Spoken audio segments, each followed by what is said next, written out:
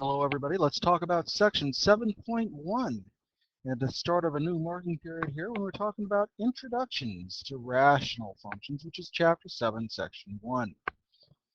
So what are we talking about? A rational expression, and I think a lot of people sometimes tend to get confused about this idea because when we say rational expressions, what we're talking about specifically are fractions. And really we're talking about fractions of polynomials. We have to have a polynomial divided by another polynomial for it to be a rational expression. Some examples include 3 over x. It's a very simple example. We've got a 0th degree polynomial over a 1st degree polynomial, but it counts. Others might include x plus 9 over 3x plus 1. We have x squared minus x minus 6 over x minus 9. And our job when it comes to dealing with rational expressions are a couple of things. First of all, we're going to want to be able to do things such as simplify by canceling common factors. And we're going to want to be able to rewrite the expressions in order to be able to find domains and that kind of thing. So let's start with the second thing, which is the domain. Domain. What is the domain of a rational expression? Well, we say the domain of a rational function is the set of all real numbers for which the function is defined, or where it's defined.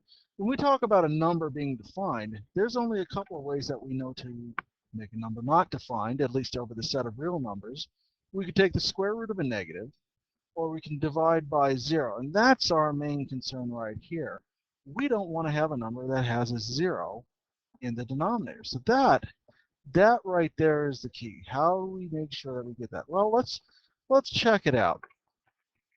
We're asked in this function right here to do two things. Let f of x be x minus 6 and x plus 3. And we're asked to first of all find f of 9. Well, that should be no big deal, but just so that you see it in action, when we talk about a function's value, the value of a rational function at a point, that means we're just going to substitute in for the variable and then reduce. So this is equivalent to saying 9 minus 6 over 9 plus 3 when we talk about f of 9.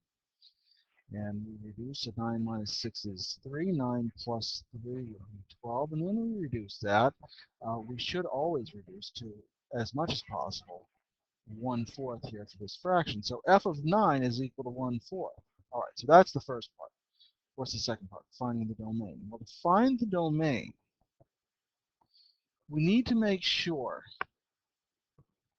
ensure that the denominator, in this case the expression x plus 3, does not equal 0. Right? So any place where the function does not equal 0, the denominators do not equal 0, then we're fine. And so that, of course, means that x cannot equal -3. So if we want to express the domain of this function, we can express that domain in set builder notation very easily by simply writing the set of all x such that x does not equal -3. That's it. That's all we really have to say when it comes to the domain of a rational expression. In most cases, the rational expressions we mean are going to be the kind of expressions in which we exclude a single number or possibly a couple of numbers from the denominator.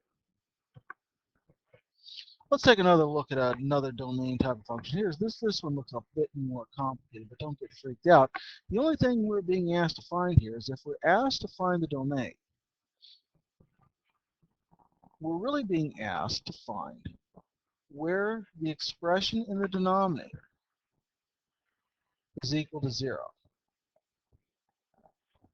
So that's actually a really easy question to answer, at least as far as we're concerned from the standpoint of solving an equation like this one, which we talked about back at the end of chapter 6. If we have x squared plus 2x minus 3 is equal to 0, where does it equal 0? Well, we can do that by factor.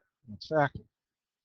If we factor, let's see, we're going to get x as our first term in our two binomials, and we need two factors of -3 whose sum is +2.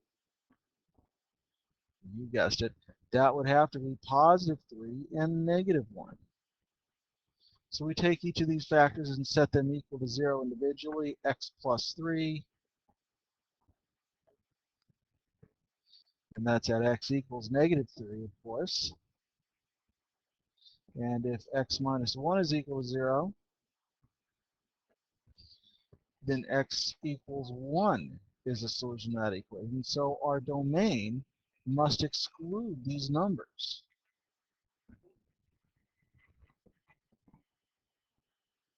Excludes these values. These, let's see if I can spell it some sort of reasonable way. These values. All right. Let's see what we write here. We're going to write in set notation. Let's use set notation. Agree upon that. The set of all x such that x does not equal, and I always put them in numerical order from smallest to largest, -3 or +1. And I can write it that way. That's okay. So this would be my domain of the function. Okay, more coming up in the next video.